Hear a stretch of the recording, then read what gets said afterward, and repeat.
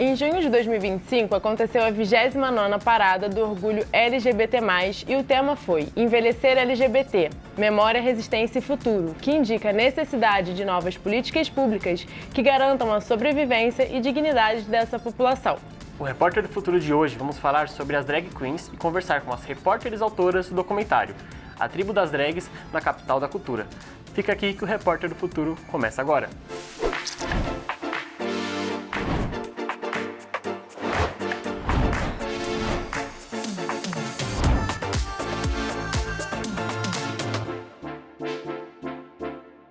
A sociedade quer matar a gente todo dia. Essa frase abre o documentário A Tribo das Drags na Capital da Cultura, produzido durante o 17º módulo Descobrir São Paulo, Descobrir-se Repórter.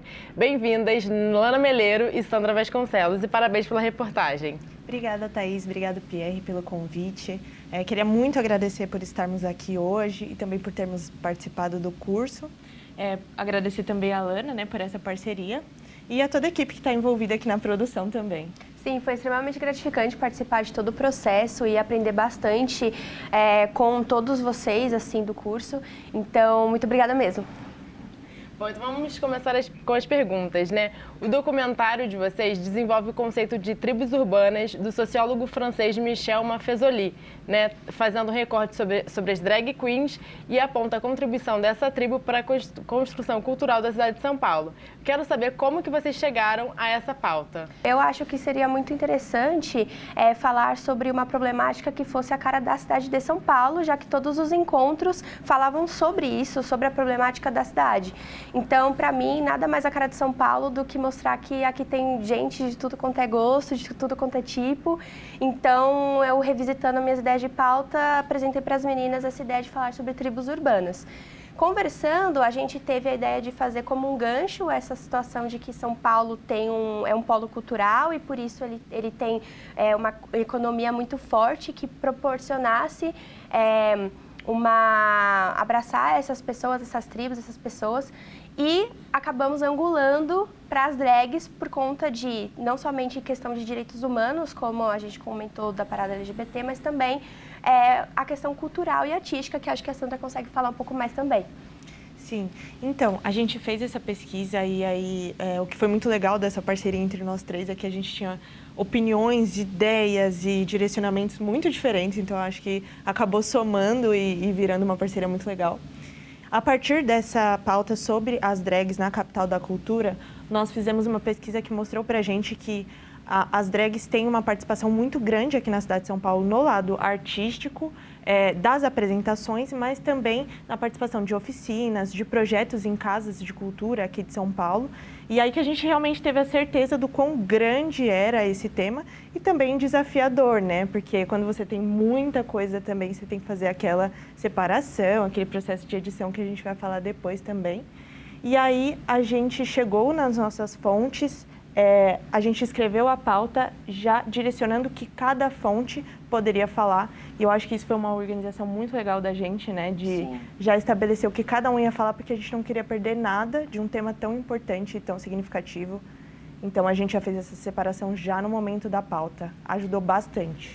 E também teve essa questão do olhar mais para a questão social. Então, foi muito importante a gente ter escolhido uma tribo urbana que tivesse alguma problemática social também, né? Porque quando a gente fala de arte drag, a gente fala automaticamente também, historicamente, da população LGBT, né, que é uma população ainda marginalizada, que luta por direitos. Então, foi muito legal que, apesar da gente ter focado em cultura, a gente acabou também entrando para um lado social e tendo agregou mais, assim, jornalisticamente falando. Isso que a Sandra falou da organização, acho que é super importante, né, para a construção da narrativa, depois da montagem da edição. A gente vai falar disso mais pra frente. E que explicação, hein? Uma pauta incrível e vocês têm fundamento para isso, dá pra ver. E agora a gente vai assistir o doc, para depois a gente voltar com mais perguntas. Fechou. Ok? Perfeito. Fechou. Roda aí. A sociedade quer matar a gente todo dia. Eu já recebi ameaça de morte, já recebi um monte de coisa. E olha que eu sou uma mina fazendo drag, né? Imagina outras pessoas. Tribos urbanas buscam fazer com que haja a possibilidade de que, pela identificação, pela cooperação, pela solidariedade, haja a possibilidade de sobrevivência. A não ser que você proíba e tire todo mundo da rua, isso vai acontecer espontaneamente, porque as tribos, elas têm isso, elas acontecem espontaneamente. Elas vão surgindo, elas vão se consolidando, são indivíduos que vão se unindo, que vão se reunindo, e isso vai tomando uma forma que aí cabe à cidade abraçar ou não aquela tribo. A gente hoje, né, defendemos um pouco mais assim, a bandeira das artistas que vêm da periferia, mas também a gente não fica só nesse lugar. A gente está em todos os lugares, a gente pode ocupar todos os lugares sempre.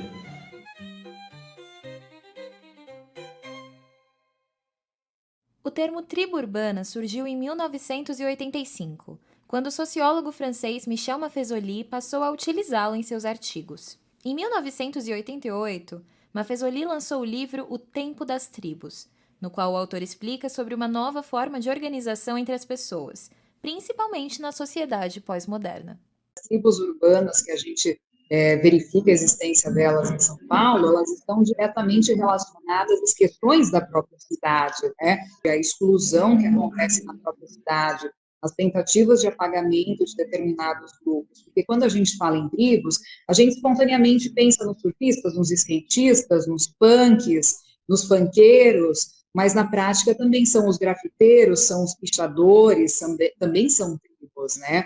Muitas vezes as pessoas se organizam em tribos como uma forma de fazer com que a sobrevivência seja possível, como se alguns grupos, por minorizados, por marginalizados, né, não têm acesso, não podem sobreviver, e as tribos urbanas buscam fazer com que haja a possibilidade de que, pela identificação, pela cooperação, pela solidariedade, haja a possibilidade de sobrevivência. Uma tribo, ela só aparece, ela só se consolida e ela só continua existindo porque as problemáticas existem, porque as questões existem, né, que afetam o indivíduo ali de uma maneira que ele começa a buscar seus pares, ele começa a buscar pessoas que também estão vivenciando essas mesmas questões no seu dia a dia, né, e por essa afinidade eles vão ali se alinhando em termos de identidade visual, de moda, de música, de comportamento. Então, assim, a gente também tem o fenômeno do consumo que está diretamente atrelado, né? E uma cidade como São Paulo, que é tão diversa, mas que é tão desigual, tem tantas problemáticas, que tem tantas deficiências, né, em termos de políticas públicas e econômicas. É claro que a gente tem acontecendo ao mesmo tempo muitas realidades distintas, e isso reflete também nesse cenário das tribos, né? As drag queens compõem uma das diferentes tribos urbanas espalhadas pelo Brasil, com presença massiva aqui em São Paulo. Mas de que maneira o ambiente possibilita ou até incentiva esses encontros? A cidade é amplamente vista como a capital da cultura, e isso não acontece por acaso. Segundo a Prefeitura, São Paulo reúne 124 museus, 108 bibliotecas, 105 espaços de cultura, como as unidades do SESC e as casas de cultura, e 119 teatros. E olha que tudo isso que eu citei nem inclui as várias feiras e festas populares promovidas ao longo do ano. Outro ponto forte da cidade é a gastronomia, com mais de 150 mil opções de bares e restaurantes, de acordo com dados de 2024 da Associação Brasileira de Bares e Restaurantes, a Abrasel. Essa grandeza é muito mais antiga do que a gente pensa. Começou entre os séculos 19 e 20, com a imigração em massa impulsionada pelo café, que promoveu muita diversidade e riqueza no território. A cidade se urbanizou, passou por grandes transformações industriais e naturalmente se transformou num polo que atrai gente de todo o Brasil, com ênfase, é claro, nos indivíduos que buscam cultura e arte. Com tantas transformações, é impossível não pensar nas pessoas e em como elas acompanharam as mudanças da cidade. Dos diferentes hábitos, gostos e modos de vida, nascem as tribos urbanas.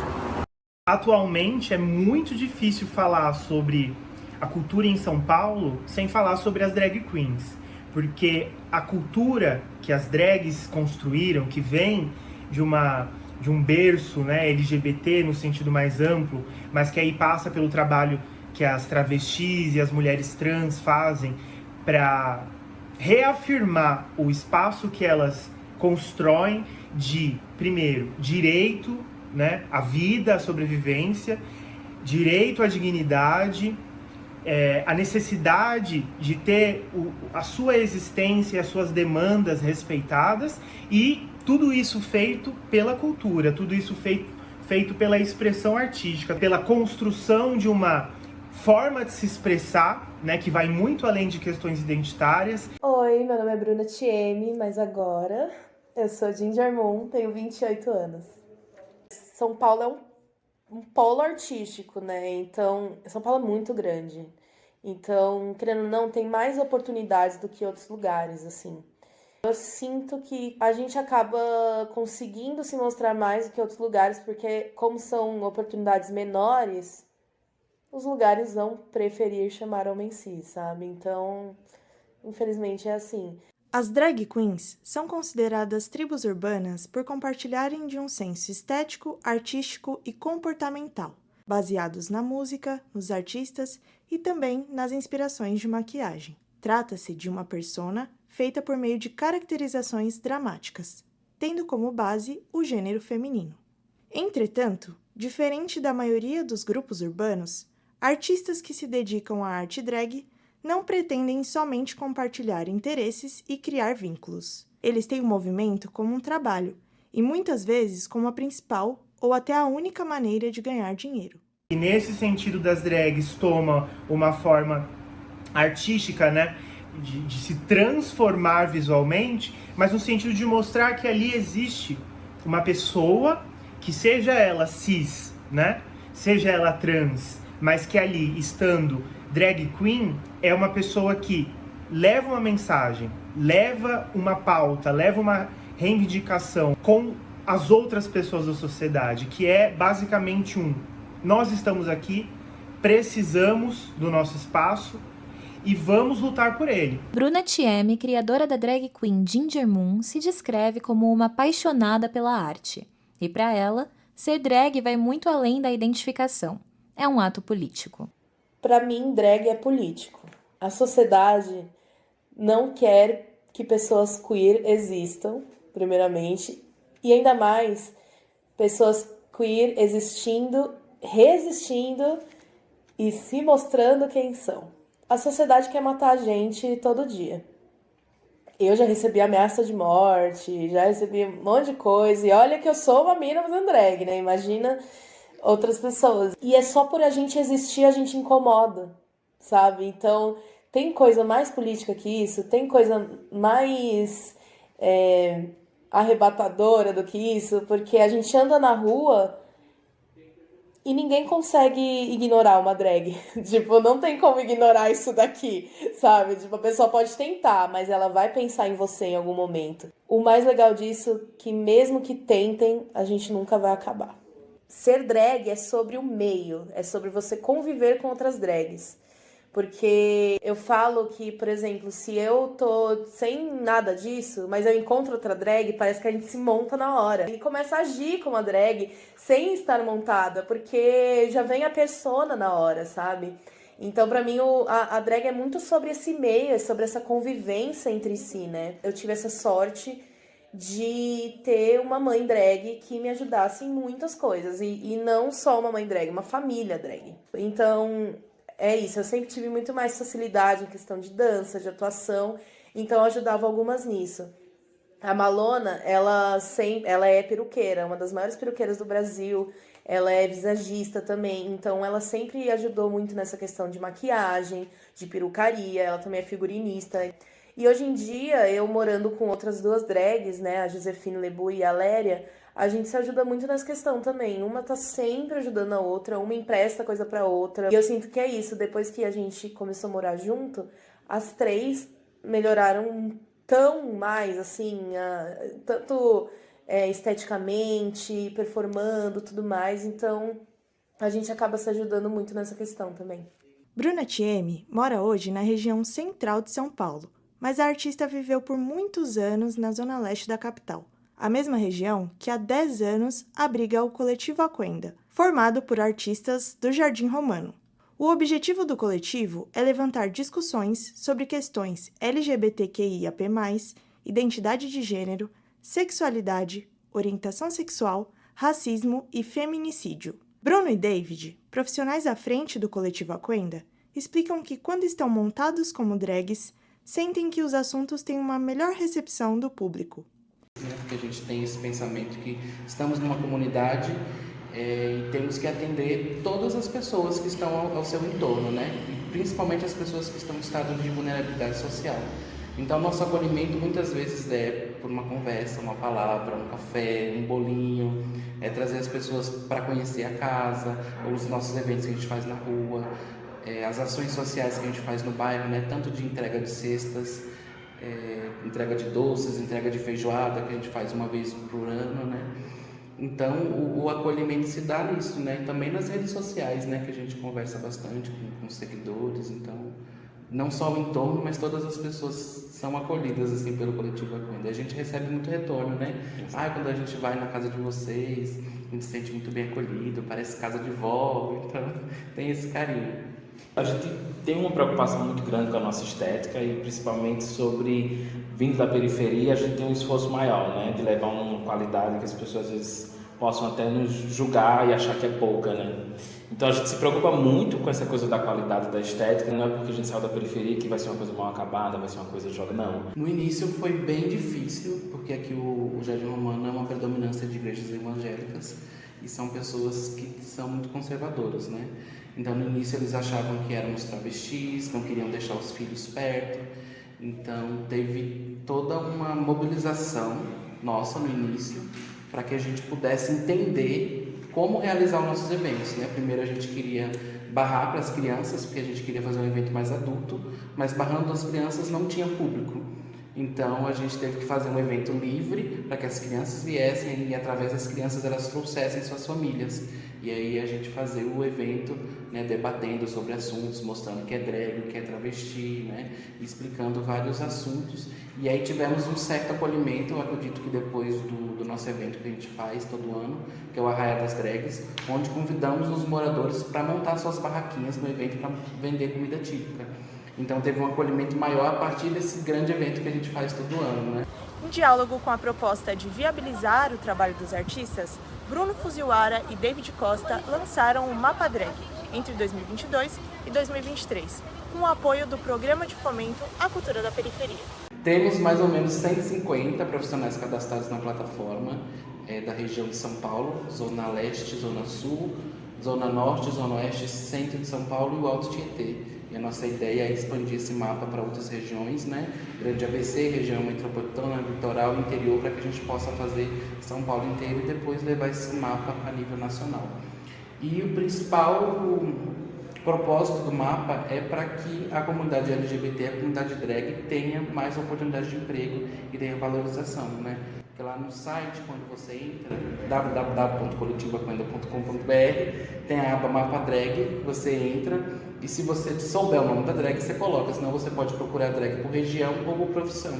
A gente colocou as outras profissões que elas exercem para que elas consigam emprego também para essas outras profissões, né? Porque como drag somos múltiplos artistas. Então não conseguimos só exercer drag, né? Tem peruqueira, maquiadora, figurinista, costureira, web designer, fotógrafo. Então lá no mapa, pessoas físicas ou jurídicas que queiram contratar, né, o serviço dessa drag, pode entrar em contato diretamente com ela, acessar o Instagram, ver os trabalhos que elas realizam, né? E também a proximidade, né? Se eu vou realizar um evento em Itaquera, quero uma drag de Itaquera, entro no mapa, vejo as drags que tem em Itaquera e posso contratar para ficar mais fácil a locomoção, né? Então tudo isso é para que tenhamos mais valorização na nossa arte.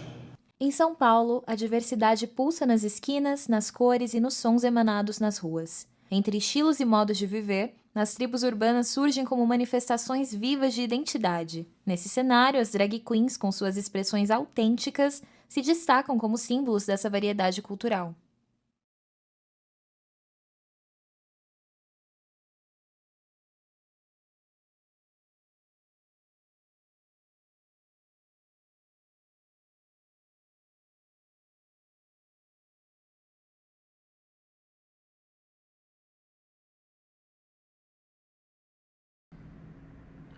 Olha, realmente incrível o tema, ficou muito bom. Tanto por dar foco, dar luz a um grupo que é muitas vezes invisibilizado, quanto pelo destaque que vocês dão para o aplicativo Mapa Drags, que aquilo seja novo, eu nunca ouvi falar dele também, e fiquei curioso de saber como vocês chegaram nele e se chegaram a conversar com alguém que utiliza ele, fora os os desenvolvedores dele, como apareceu? Perfeito. A questão do mapa drag, a gente estruturou a pesquisa, né? E eu acho que uma fonte foi encadeando na outra e a gente chegou num coletivo muito legal, que é o Coletivo Aquenda, que faz um trabalho, assim, fenomenal, não só na Zona Leste de São Paulo, que é onde eles têm a sede deles, né? Mas em várias regiões da cidade, com várias apresentações, né? E, principalmente, eles destacam bastante aí no doc que a gente viu a qualidade do trabalho deles. E eles fazem um trabalho muito legal com esse mapa drag, que na verdade é um recurso disponibilizado no site deles, né? Que ali você tem um banco de artistas e não só drags, isso é muito legal ressaltar, então até para quem está assistindo, figurinistas, maquiadores, todos os profissionais que estão envolvidos nessas apresentações, nessa arte que é tão forte aqui na cidade de São Paulo. E ali eles têm uma visibilidade dividido por áreas, por regiões da cidade. Então, um artista da Zona Leste pode ver as oportunidades que tem na sua região, mas também em outra região. Uma pessoa que está procurando esses artistas tem tudo ali centralizado, né? Acho que isso é muito importante e dá exatamente a visibilidade que esses artistas merecem. E, inclusive, ajuda bastante no preparo da pessoa que está empregando, né? Então, os meninos falaram pra gente que é muito importante para os empregadores, se quiserem contratar, ter onde buscar. Então, onde eu acho uma drag que é próxima a mim e que eu consiga, assim, fortalecer a comunidade drag local, né, do bairro onde eu estou e, assim, contratar e ajudar a fomentar o trabalho dessas profissionais, né? Sim. Com relação à drag, né, você pergunta pra gente se a gente conversou com alguém. Uma das nossas fontes, coincidentemente, era do mapa drag.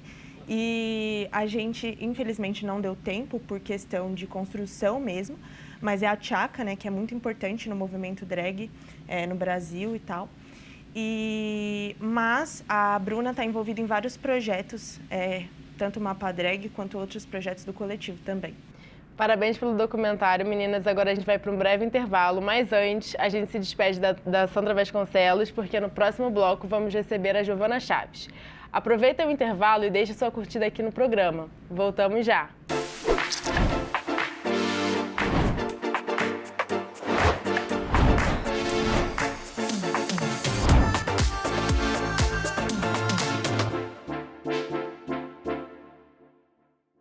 Todos os dias acontecem debates entre diferentes grupos da sociedade que se reúnem nas comissões, CPIs, homenagens e muito mais. E tudo isso impacta a sua vida.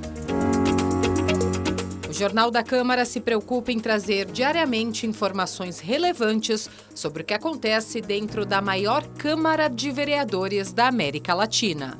Não perca de segunda a sexta-feira, à 1h30 da tarde, ao vivo no canal da Câmara São Paulo no YouTube e no canal aberto digital 8.3.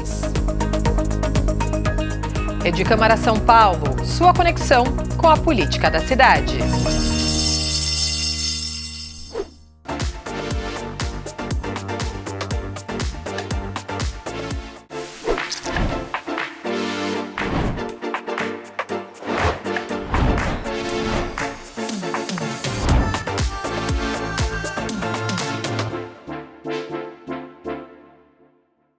Voltamos e agora com a participação de Giovana Chaves para continuar a nossa conversa sobre o DOC, A Tribo das Drags, na capital da cultura, produzido na 17ª edição do módulo Descobrir São Paulo, Descobrir-se Repórter, do projeto Repórter do Futuro. Então, Boré.